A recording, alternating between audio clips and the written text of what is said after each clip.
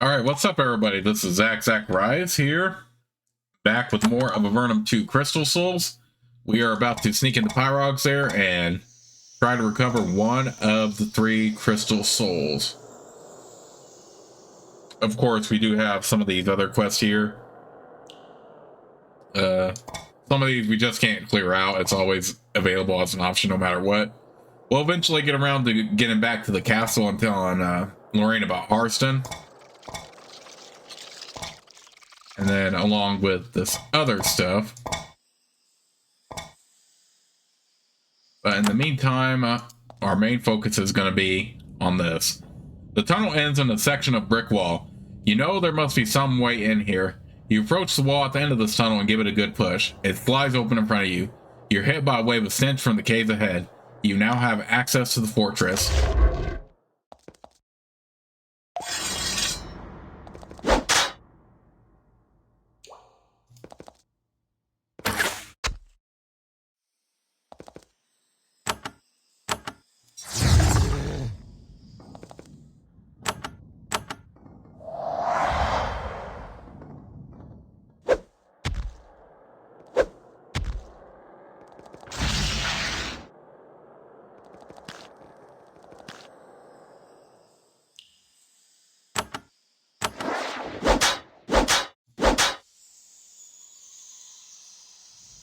Okay, so we of course got some giants to fight.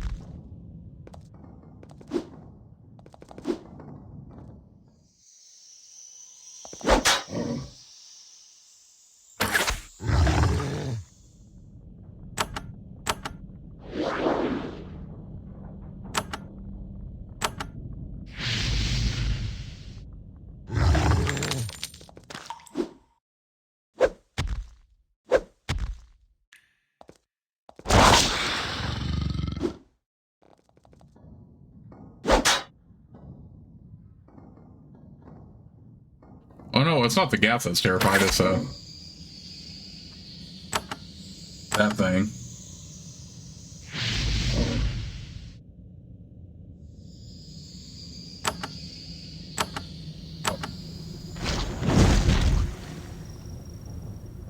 Are you kidding me? That extra turn and you don't do that?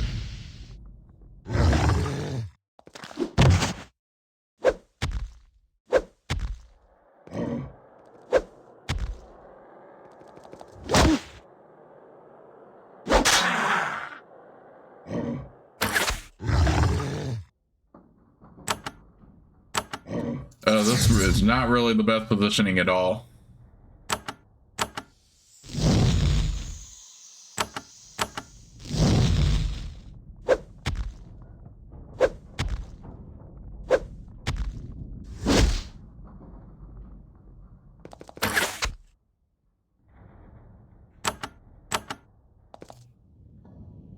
Come on, really?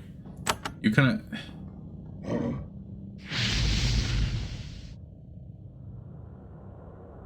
Again, this is not the best positioning for either of my characters.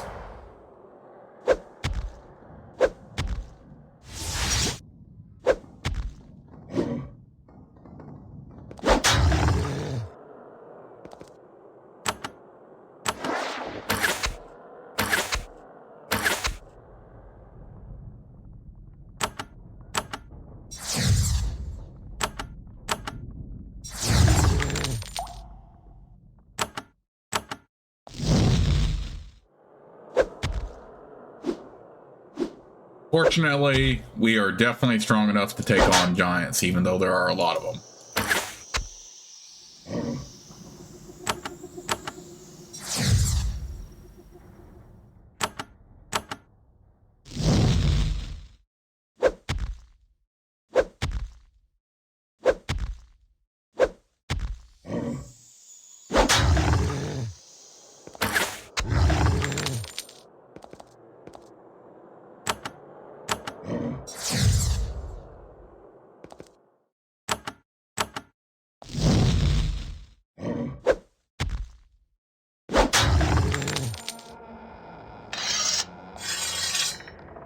Oh, come on. Get out of here.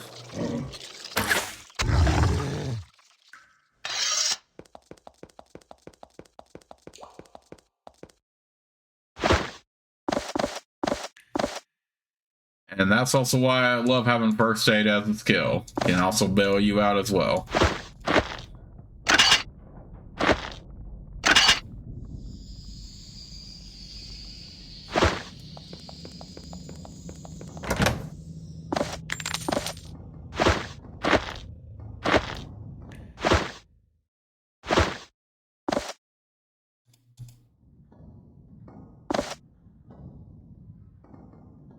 You know, I'm stocking up on so many healing elixirs too. Haven't really had to use any of them. But I would still hang on to them anyway. In case you do run into those fights that are very annoying early on. Because that is the beauty of the game. You can pretty much take whatever path you want. Like, I didn't have to go and get, like, Magi clearance after doing several quests, or Crown clearance after several quests. I could have just gone right to the castle as soon as I could if I wanted, and then work from there.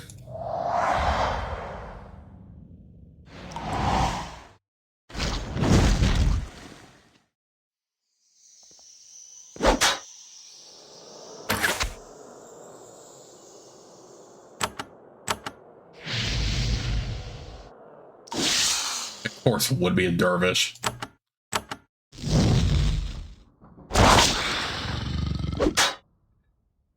Okay, you know what?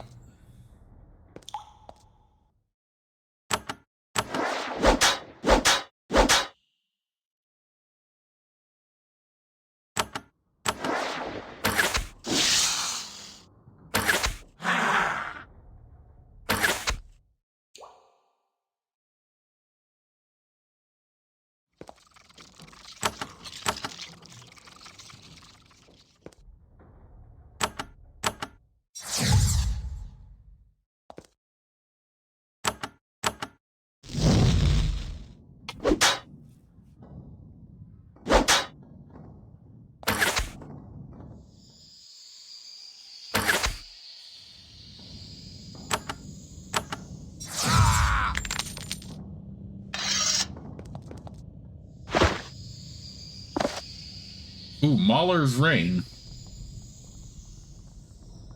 Okay, a boost to lethal blow I'll definitely take advantage of. Raylan, it gets more benefit out of the rat tail band, I think, but then again, he does also benefit from hardiness as well. So let's go ahead and put that on her.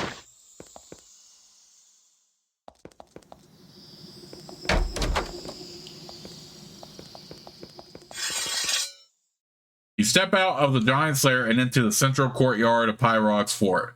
Once a mighty dragon lived here. Now it is one of the Empire's largest strongholds in Avernum. To the south, you can see the main barracks. It's a very long row of large buildings, easily big enough to hold a horde of highly trained, dangerous Empire soldiers.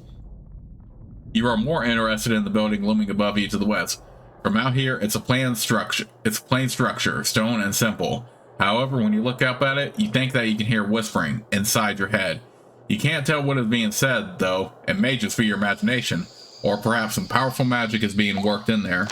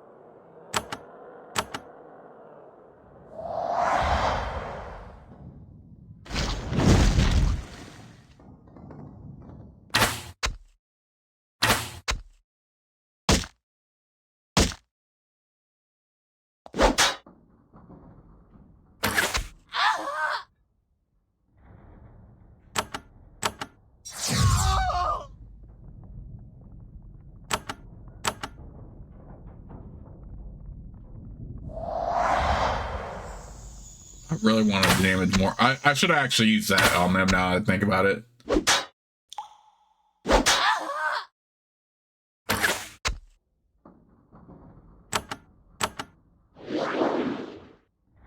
Minor heal is honestly so OP. Like, I haven't really even used regular heal lately.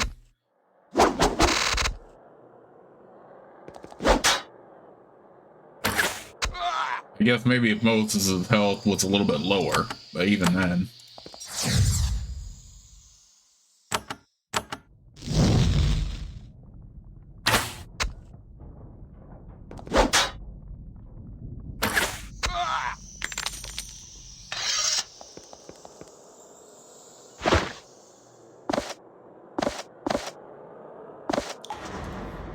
Okay, just some regular armor and gear.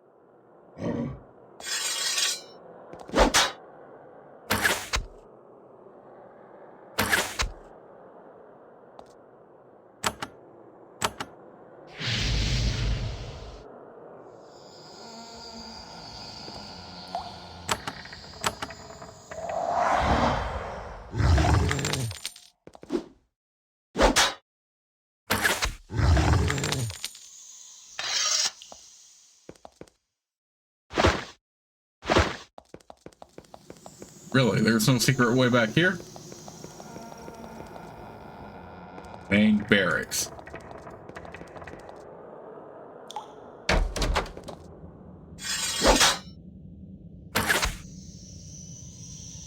I think the main barracks are recommended for you to not go into, because there are way too many like annoying enemies in there. We're gonna avoid that, but we'll still explore a little bit more out here before going to our main objective.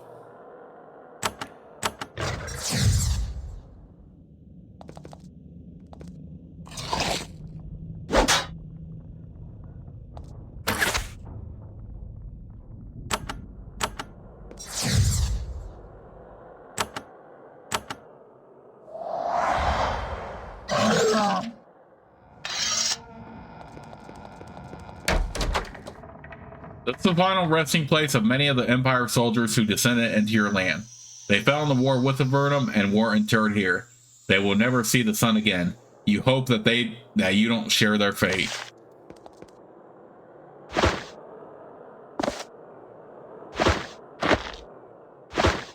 Okay, so we don't want to go into the main barracks, but we do want to go up here. Please ignore all voices in head. They do not want to help you. Oh, we got some elite warriors now. Watch out, we got some badasses over here. Oh, not these mind taker agents. Let's use that one first, and then we'll do this.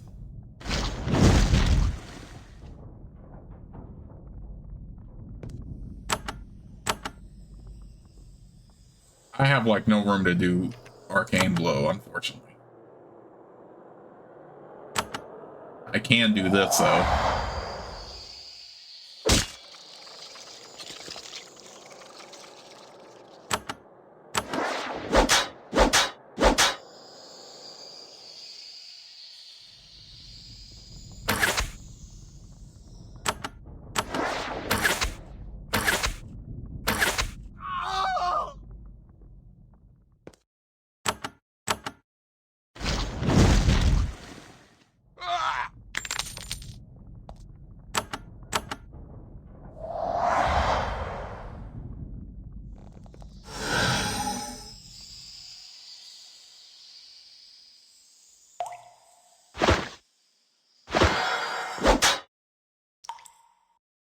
Oh, that is a bunch of BS.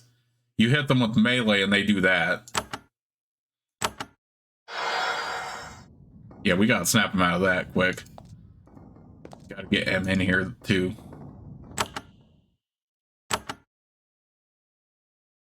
Okay, so don't have your melee fighter hit these Mind Taker agents directly.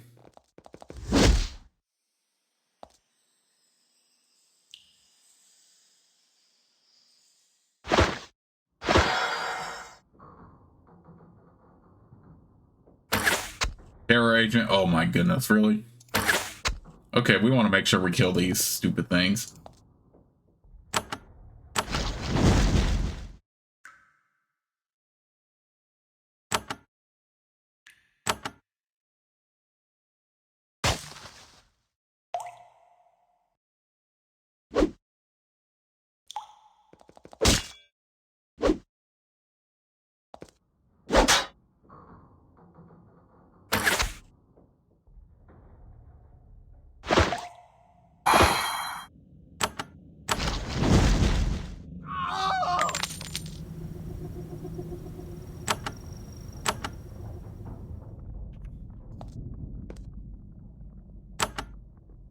To be fair, my spellcasters can definitely have a high enough resistance to be able to take their Mind Taking and Terror ability.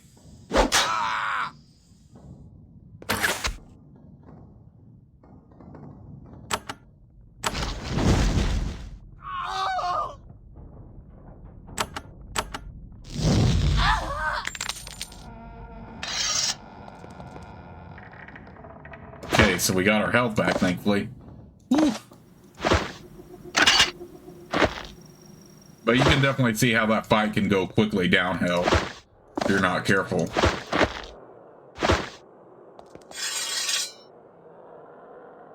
Why are we positioned like that? There's like no way we can...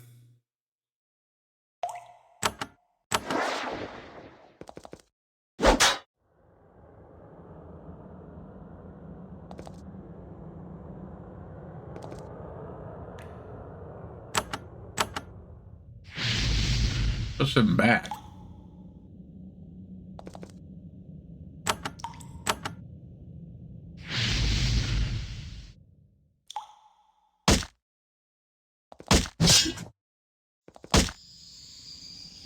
Okay, that's another terror agent, so try to kill that one quick.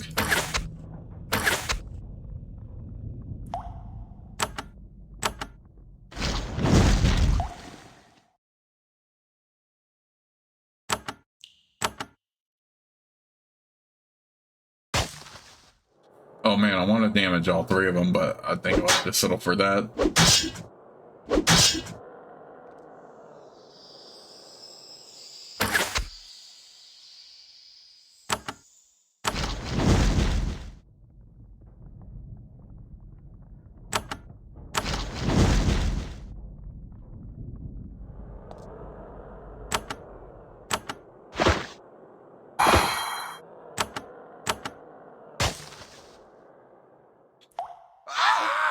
Got him.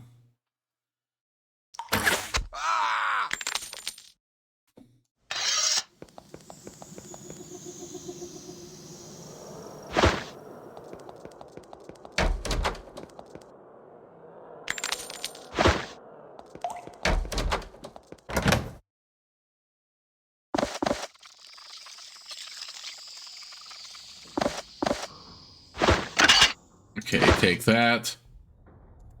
Who took the gray mold again? I don't even know. Oh. I think Seraphina did. I just didn't. Thought somebody else had it for some reason.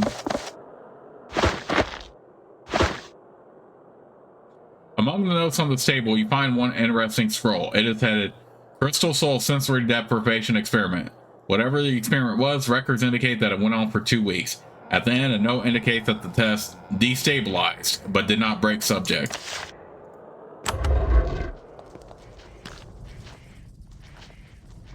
There is a pedestal here with several slabs on it, each covered in Bonatai writing. Someone has spent time sometimes sitting here, taking notes and trying to decipher the language. Fortunately, your studies in volatile lands have been adequate to gain some grasp of their writing. They are complicated people, but they have a simple, phonetic written language. You can plainly see that the writing is magical instructions of some sort. You can prove your knowledge of the spell Simulacrum here. Ooh, nice. How do we get captured soul? That's what I wonder, because there are some enemies I want to be able to do a better job of capturing. Alright, got some shamblers in here. Not worried about their freaking acid. Earlier on, that was a threat, but not so much now.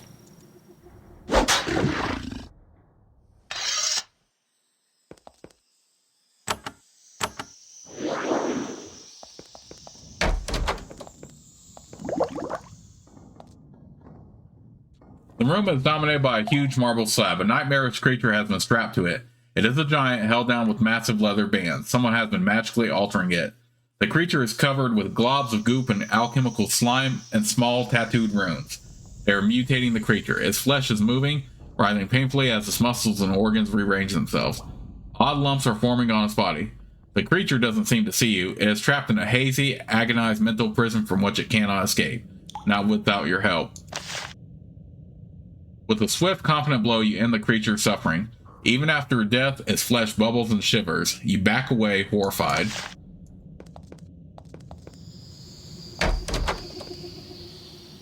This room is dominated by a massive arrangement of machinery, belching flames and sulfurous smoke. Some of the parts glow with faint magic. It's clearly powerful and dangerous. You wonder what the stuff is for. The tome is a laboratory notebook describing the development of the machinery in this room. Apparently, its purpose is to create phoenix eggs.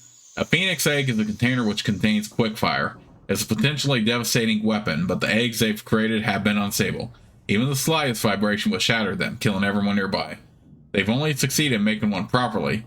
You're glad that they are having trouble making more of them. Such things would be devastating weapons against Avernum. There is a note inside the front cover. It says, "For access, unending flame."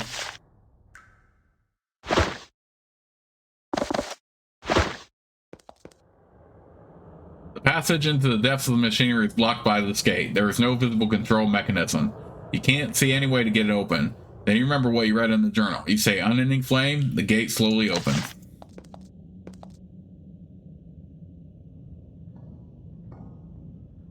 The door is locked. There is no handle and no keyhole. You can't see any way to open it. You do notice that where the handle should be, there's a small gray rectangle. You try getting your gray pass and waving it around. Nothing happens. You touch the rectangle with the pass. There is a clicking noise where the door's handle would be. At the far end of the machinery, you find a small box. Inside it is a red orb about 5 inches in diameter, resting in an indentation on the pedestal. You take the phoenix egg. It is hot to the touch. To carry it, you have to wrap it in several layers of cloth. When you reach a point when the phoenix egg can be used, a special encounter will make the option available.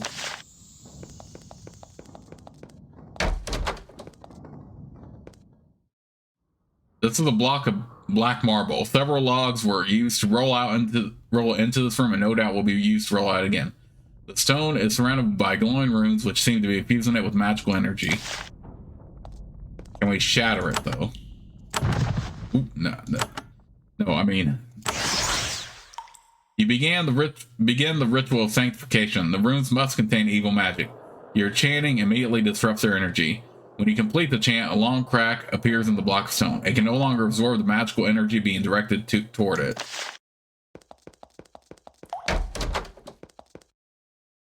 Okay, another one of these. We'll just kill him.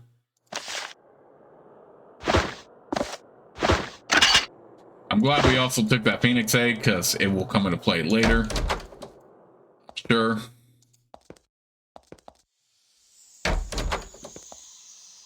The room is dominated by a huge, immobile suit of armor, topped by a massive helmet. It bears no weapon. Instead, blades stick out of its gauntlets. As you enter, however, the armor begins to move, slowly at first, then faster. Its speed and nimbleness makes you realize that, in fact, there is no person inside. It's a magically animated suit of armor. It lurches towards you, gauntlet blades at the ready. Okay, another one of these Doom Guards. We have to kill it and damage it quick.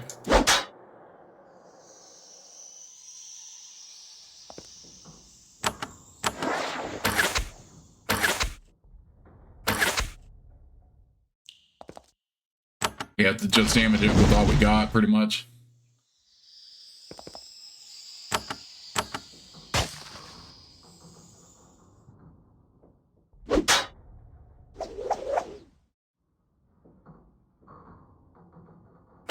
Freaking stun effect. Once again, we'll have to damage it with as much power as we got.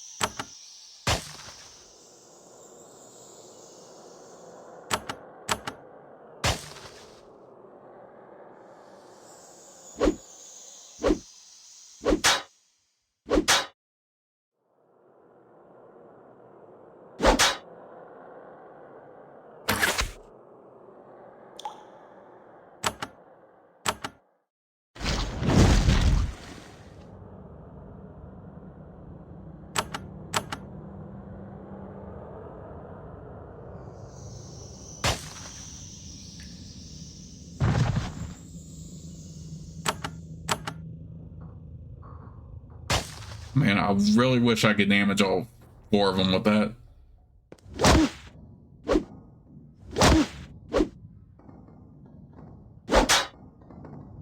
Fortunately, no other Doom Guards summon. So I wonder if we can do this.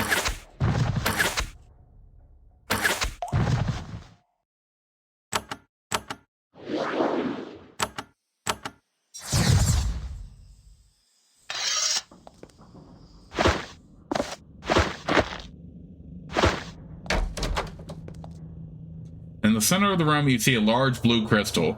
The whispering you constantly hear is loud now and harsher as well. This may be one of the stolen crystal souls.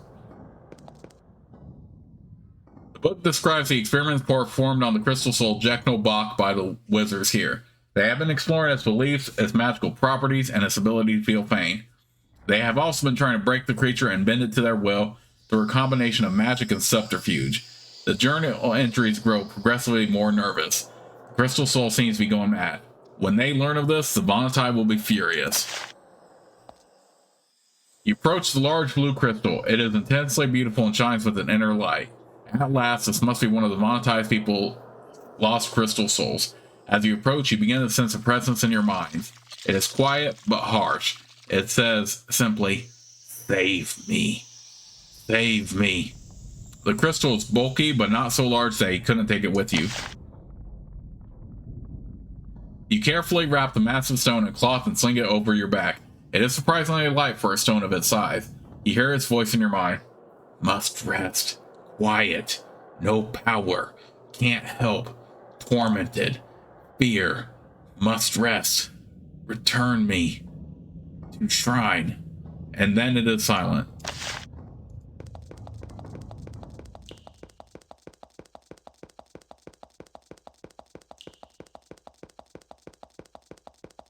Okay, like I said, we don't want to worry about going through the main barracks here.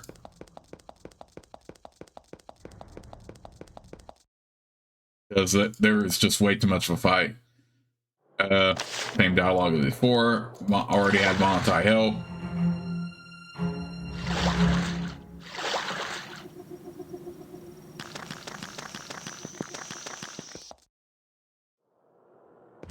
Okay, can we steal those,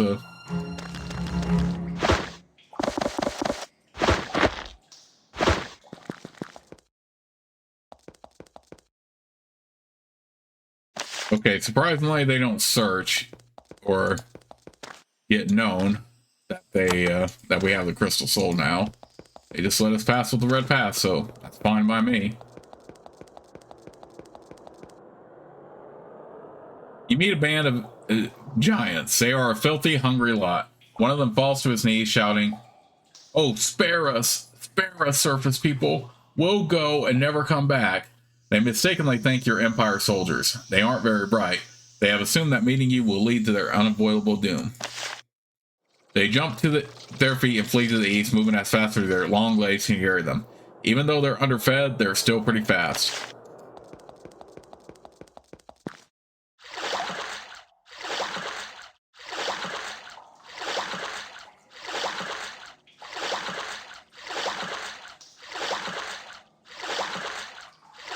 Alright, well, since we visited Harston in the last part, we can also go ahead and clear out that quest real quick.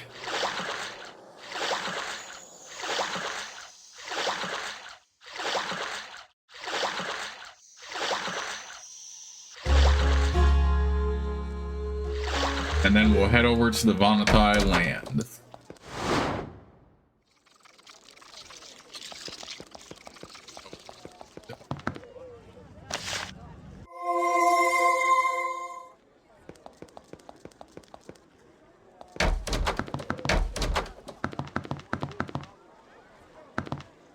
I've been to Harston.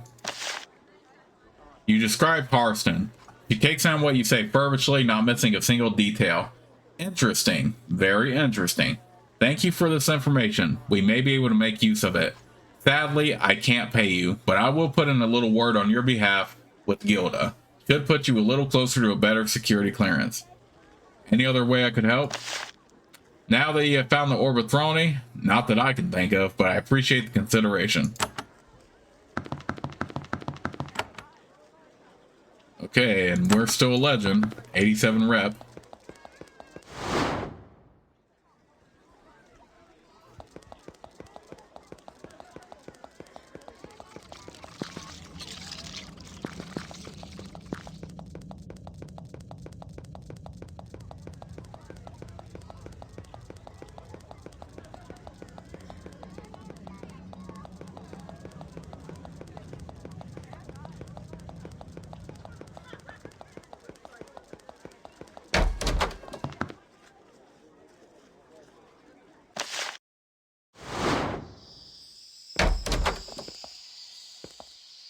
You show the crystal soul you have obtained to the council. They are delighted.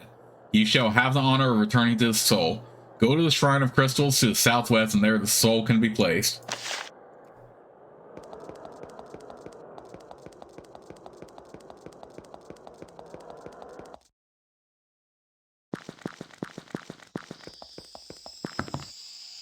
There are several Vanatai guards hiding in the rocks around this bridge. They emerge and reach for their weapons when they see you approach. However, when you show them a crystal soul, their attitude changes. They back away, heads bowed, and let you pass.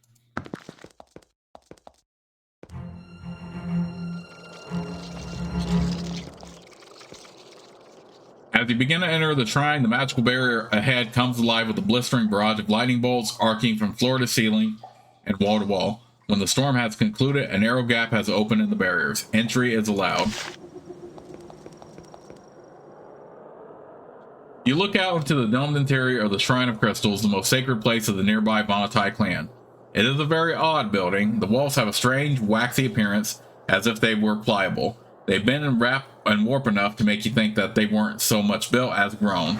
Around the outside of the central dome are several alcoves, which look like they expanded out of the stone like huge bubbles.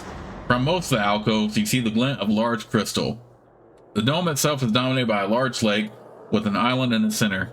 The place also contains statues and braziers full of glowing stones, placed seemingly at random. It's very chaotic, very disorienting, and very solemn. The chamber is filled with the constant sound of whispering. There seem to be a multitude of conversations going on all around you. The crystal souls wait for you to enter the alcoves and speak with them. You find a beautiful, intricately carved stone circle. In the middle of it rests a large quartz crystal. However, this crystal is clearly dead. No lights glimmer inside it.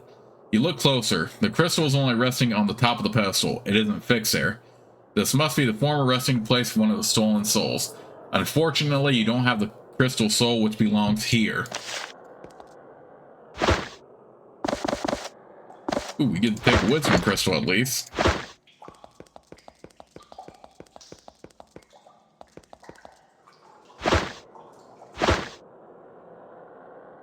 There is a crystal soul here. When you get close, you hear, in your mind, approach and kneel. Before you can think about it, you find yourself kneeling. I am called Ikiel Bach. Welcome. You may rise. Unnerved, you do so. What do you do for the Vontai? I continue to ponder what I pondered for 2 centuries before the resting. I think on the nature of our beings. Its voice sounds like music. The words chime like pure notes. Do you also rest during the resting? We partake of the resting too, but differently. Our minds slow down. Have you come to any conclusions? We are not crystals with souls inside them. Our spirits, when they return from the beyond, create crystals around us from nothingness. It's strange, though. It would seem possible to create a flawed crystal. Are many flawed? Our spirits return from the beyond with the help of the living Vonatai, who call us with long, elaborate rituals. However, 2 of the crystal souls brought back were flawed. Poor Davrisbach and poor Delwynbach. If only they could be healed. What are the elaborate rituals like? I will not tell you of them, for they are secretly performed on the island in the middle of the dome. What went wrong with Davrisbach? He could not stand our presence and demanded to be moved to a crypt in the lake region. He would give advice to the living in return for tribute, but if he did not get tribute, he would become angry and hostile. Sad and ungrateful, but at least he helped his people, unlike Delrin. What happened to Delrinbach? Delrinbach formed with a flaw. He blamed the living for it, claiming that it scattered his thinking. It was nobody's fault, though. It just happened. Still, it did scatter his thinking. He went mad and had to be removed for all our sakes. The poor soul lives to the west in the Spore Caverns. Avoid him. He is very deranged and very dangerous. The crystal soul Akiel Bach sits there, waiting patiently for you to speak. It hums quietly, a soft, musical chiming sound. When you are close to it, you concentrate on keeping the thing from controlling you. How did you control me? I did not, it says in its musical voice. I only gave you a good suggestion, and you wisely accepted it. That is reasonable. Of course, I am nothing but reasonable. We're already familiar with Davrisbach.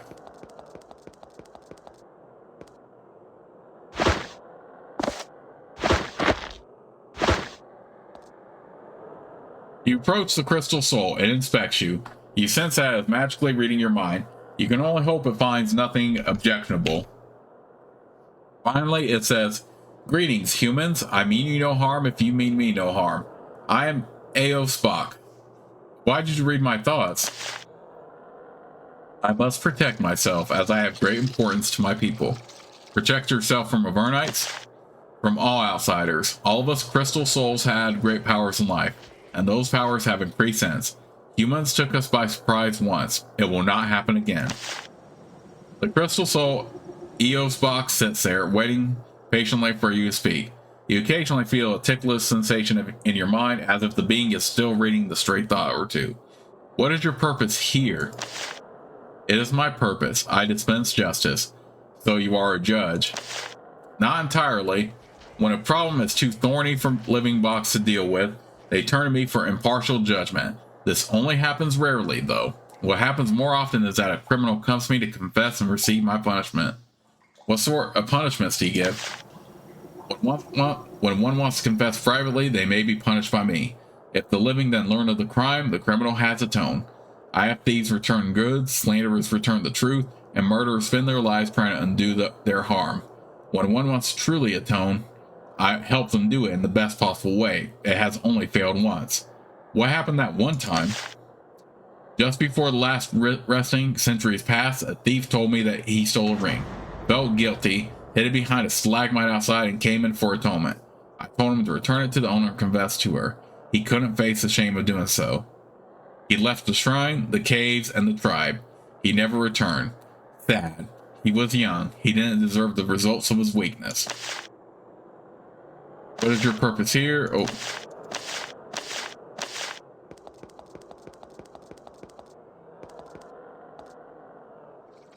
Alright, you feel a powerful convulsion. You strongly feel that you should put a crystal soul in the circle, replacing the crystal.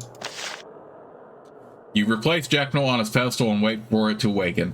For a long while, nothing happens. Then you hear in your mind, Here? Where am I? What is this place? Home? Who says that? You say I'm home? No. Home is gone, crushed and scattered. That is what. No, this is another trick. My people are gone. This is the trick. Another trick. I will not listen anymore. And with that, there is silence. Sadly, though you have returned Jekyll Bach to his people, its wounds are still painfully present. Perhaps its fellow crystal souls can help to heal it. Whether they can or not, your work is done. As you approach Jekyll Bach, disembodied flickers of words pass through your head like ghosts. Finally, it says, "No." The word drags slowly through your mind. It hurts. Will you speak to me? I will not listen. The voice gives you a headache. You feel very nervous talking to Jekyll Bach. It feels like it could harm your mind easily if it grew upset. You don't have to listen. Just talk to me. I saw them die. I saw all my people die. Die slow. All the Vonatai died. The humans could not keep me from seeing. Or maybe they helped. I don't know. You are alien. Yes, I am an alien, but I saved you. Humans helped me. Humans hurt me. None of this is real. My people are dead. Your people are alive. They are rebuilding their society after the resting. This is all a lie. All this is simply a lie. A human trick. I have my dignity. I will not let myself believe this is real. I have beaten you. Now leave me. I have no more to say.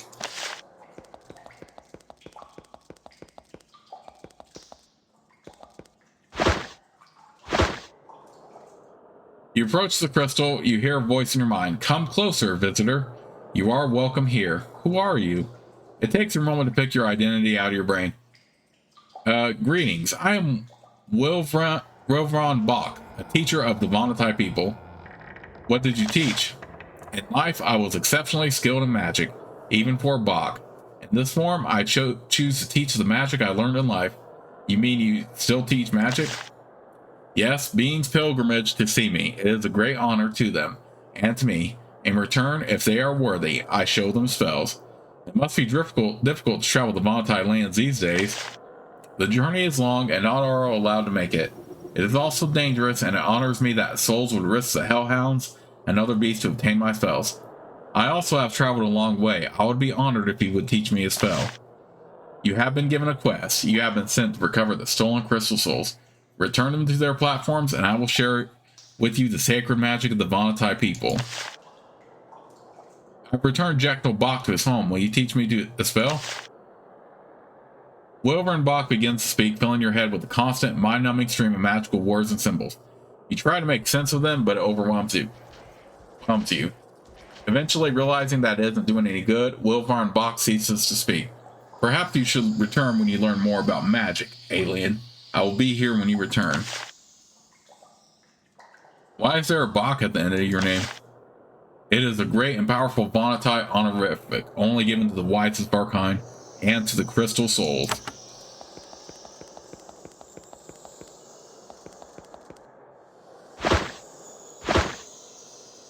You approach one of the crystal souls. You sense the intelligence resting within the stone, and you think that it's paying attention to you. You hear a soothing voice in your mind. I am Lord Bach, aged guide to my people. What is your purpose here? I am a historian. Simply observing my people keeps me interested. We Vonatai are a long-lived people. Because of our great spans of life, we tend to forget things. How can you be forgetful? Think of things you did 10, 15 years ago. Things you did when you were but 5 of your years. Things we did when we were 100 seem that way to us when we are 400. We have much more to remember, but our memories are no better than yours. But my memory is strong. I record what my people have done and where we have been. Tedious to you, priceless to us. The crystal soul Lord Bach sits there silently, waiting for you to speak. How old are you? I lived 524 years before I shed my physical form. A cruel accident took me. I served as Bach for 200 years and should have had 200 more. And think, I came close to destruction. I had fortune. What kind of accident? Bad mushrooms. I choose not to speak of it. What almost happened to you? When the Empire attackers came, I did not submit. I fought. The attackers broke down my defenses. They shattered me. Then they seized 3 others and they left. From this luck, I lived. It was good fortune only that saved me.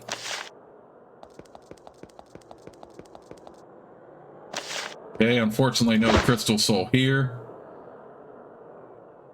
But we'll hang on to these fine razor discs in case I need them for a quest item.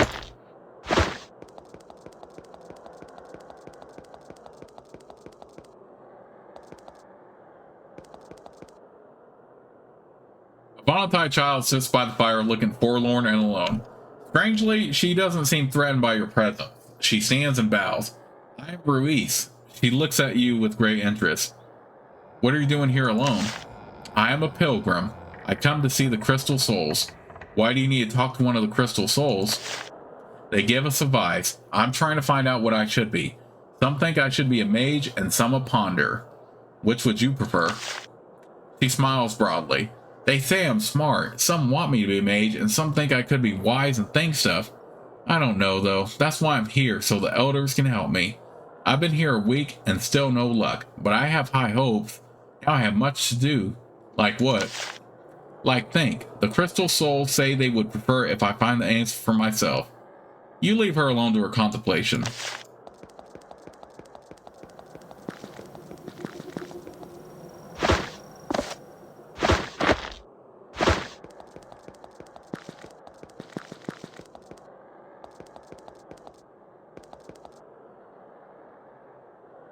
The Vonatai warrior whips out his Wayblade the moment he sees you approach. He doesn't attack, though. You ask who he is. I am Chrysate, Vonatai Blade Master, and I am sure to make you die with me. Hold on there, Blade Master, we come in peace. I am here to see the Crystal Souls. They say that we are protected from Avernum. I am willing to test that statement if you force me. How are the Crystal Souls protected? They say there are spells for if humans attack someone here again. I believe them, but I don't trust it. Most Avernites, including us, are peaceful. They say you're not all bad. It's not my place to say. Just stay away. He backs away. I think the option would prompt him to attack you, but I'm not going to do that.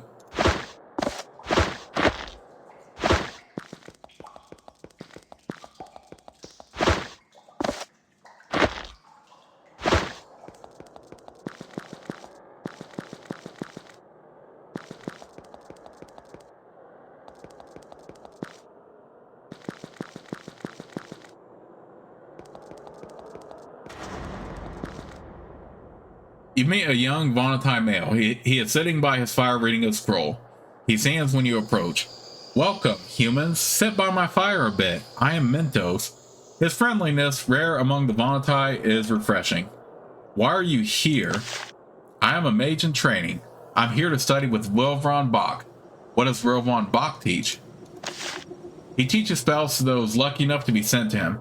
I am a pilgrim. I came all the way from Mancuso. Where's Mancuso? Was a long journey. Mancuso is a small village far to the east. I hope they're doing well without me. I'm their only mage. One day, I'll not be called Mentos, but Mentos Te. It is my hope. He proffers several small pieces of Vonatai candy to you. You try one. It's pretty good. It makes your mouth tingle pleasantly. You stare into the fire for a while, relaxing. Really? Is that why his name is Mentos? Mentos, the fresh maker.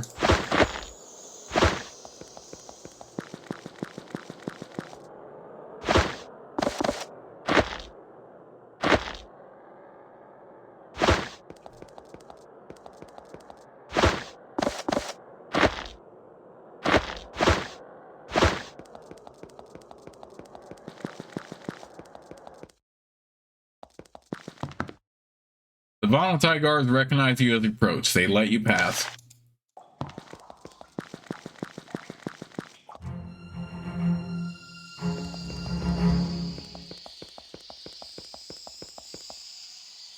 Glandrous Bach stands and bows to you. The familiar look of fury contorts his features, but for once it is not directed at you. We thank you for returning the crystal soul of Jekno Bach to us. He quivers with anger. They tormented our ancestors' spirit. They told stories of invasions of our lands, of the death of our people. They nearly drove Jekno mad. His voice turns cold and quiet. You struggle to hear. They will pay for this. They will pay 1,000 times. I promise it. They will pay with lives, and they will pay for years. At this, Elohai and process nod solemnly. But for now, the rescue is complete and his healing may begin. Your reward awaits you in the eastern chambers. We and the Vonatai people thank you.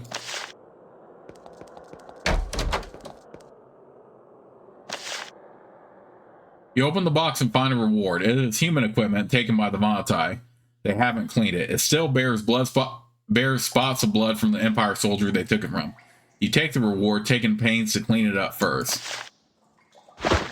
Sage's longbow. Oh, that would be really good if I had an archer mage. But I'll just go ahead and sell it later. In the meantime, though, I wonder if I can get training real quick.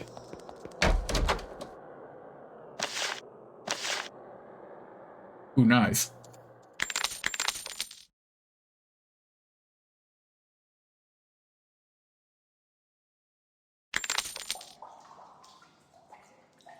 Oh, I think that was all I needed.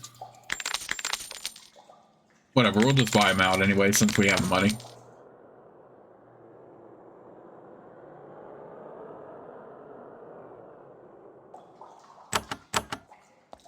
Okay, so now we have enough for that. We don't have enough for battle frenzy, but we bought a lot more.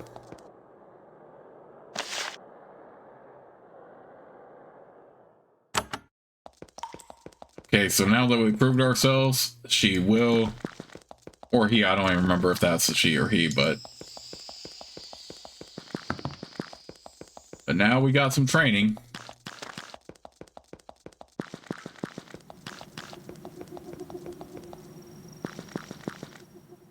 These crops have been planted recently. There are long rows of young mushrooms of a variety which make humans mildly ill.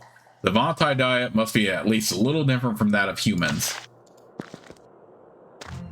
Alright, so this is the place I wanted to go next. So here we are at the Vonatai town of Mancuso. So it's time to explore more, but that will be happening all in the next part. So I will see you all until then.